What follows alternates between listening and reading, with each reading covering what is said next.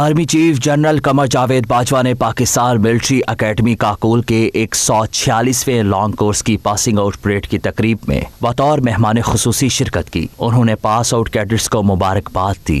अपने खिताब में उन्होंने कहा कि पाकिस्तान को दहशतगर्दी से निजात दिलाने के लिए पाक फौज ने बड़ी कुर्बानियां दी हैं। अवाम की मुकम्मल सपोर्ट और एतमाद से दहशतगर्दी के खिलाफ जंग में कामयाबियां हासिल की। Pakistan Army, with full support and confidence of the nation, has successfully turned the tide against the menace of terrorism in the last two decades and has ensured that organized terrorism is decisively rooted out from Pakistan.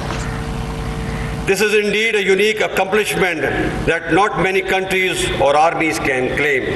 Army chief ने कहा कि जमहूरी इदारे का एहतराम करें और इलाकाई सालमियत के तहफ़्फ़ुज़ के लिए तैयार रहें। मुल्क के खिलाफ साजिशों को शिकस्त और जवाब देने के लिए भी तैयार रहें। The message is clear.